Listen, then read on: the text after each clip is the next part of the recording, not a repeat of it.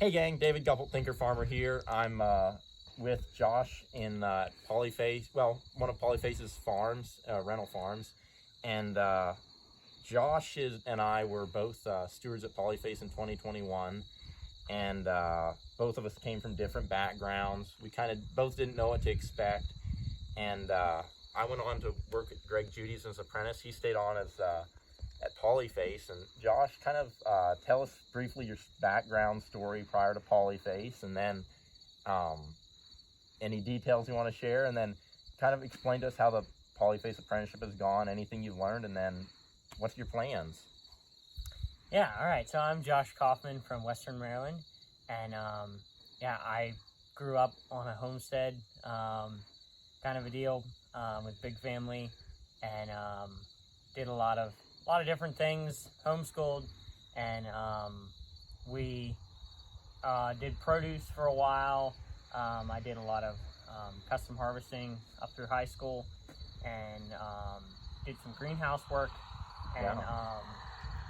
I really enjoyed the agriculture and the plants and that kind of stuff, but I kind of lost hope in the idea that I could actually make a living doing it. Wow. And so when I started reading Joel's books and watching his videos, he really inspired me, and like, hey, maybe I could actually make a living and actually be able to do this. And so I started doing a bunch of little things at home by myself. And I was kind of at a transition where I was like, okay, I have to decide, am I going to jump in all the way, or am I going to get out completely, because I can't be doing both at one time. Yeah. And so I had no intentions of coming down here, but the Lord very clearly led me here, and I've been very blessed and very thankful to be able to be a part of the team here at Polyface, and I've learned so much. Yes, a lot about agriculture, but even more about myself and community and God, and yeah, more about what I want for my life. Okay. And briefly, you don't have to go into details, but what do you think? I mean, you and I have talked a little bit. You're thinking about going out west after Polyface to kind of round out your agricultural experience. So just briefly, would you tell us, if you don't mind sharing, what's kind of your plans? Yeah, so this winter I'd like to go around and visit some more farms and get a little more broader experience and more connections. And then next summer I'm hoping to go out west for a bit. Don't know what that looks like yet, but I'd really like to experience a different climate and a little bit different agriculture before I commit to settling down. Gang, it's really important, and I think Josh is making a good call.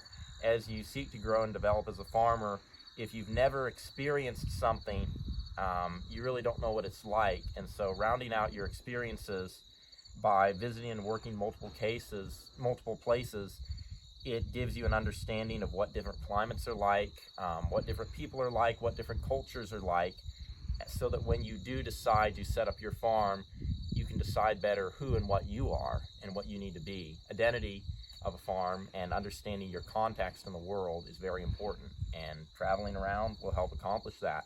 I want to piggyback off of one thing you said, Josh, which is you really didn't know for sure. I mean, you did custom harvesting, so that means you harvested, I'm going to guess, hundreds, if not thousands of acres of crops. But, I mean, so scale-wise, you were doing a lot of scale with equipment, but you really didn't know if you could make a living with farming. And kind of a two-part question, but what is it that you learned that changed your perspective or paradigm on that? And then two is, why is it that you think that most farmers aren't able to make a living doing what they do? Well, so I think that probably one of the biggest things, well, what was your first question again? So why do you think, what's changed about your perspective farming-wise? You said you didn't really think you could succeed at farming. What has changed? Because you clearly don't think that anymore. Yeah, so I guess it's a big part of it is the switch from a commodity mindset to more of a direct market mindset. Okay. And the whole paradigm of working with the land instead of working against the land to try to make it produce what you want it to produce. Yeah.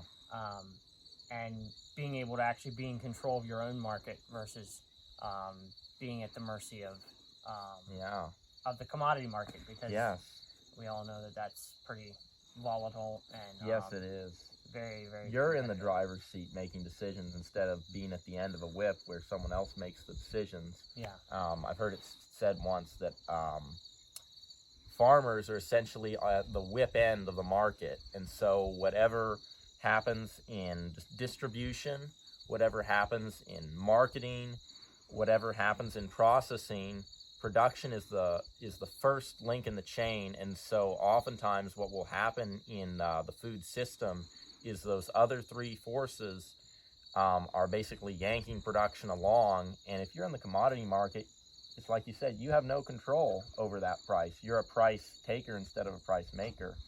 And like you said, with animals, it's, I mean, animals, if you get up in the morning, you've got to figure out how to basically control the animals and force them to do what you want.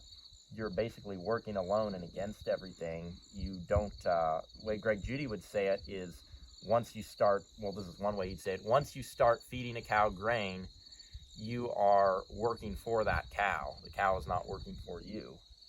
And so, yeah, I can totally relate to that, Josh. Yeah, so one of the things I think that probably gives me the most hope now, and things that changed my mind to believe that agriculture can be profitable, is, first of all, being that, being the middleman yourself and having your own market. You're building relationships.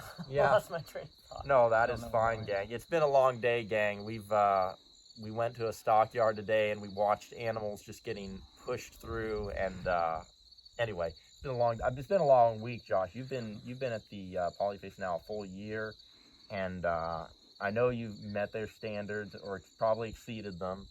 And anyway, gang. Josh is, he's been a good friend, he's a good guy, and I know he's going to do great things for the land and for people. Josh, if you want to add anything, go for it. Yeah, well, it's been great to be on your channel, and it's been great knowing you, David. You've been a blessing in my life, and I wish you all the best, and thanks for letting me be a part of it. Well, thank you for joining us for the channel. Alrighty, gang, there it is, Josh Kauffman. He's a farmer from Maryland. I don't know where he's going to be farming, but he's going to do great things for the land and people. Blessings for the journey, gang.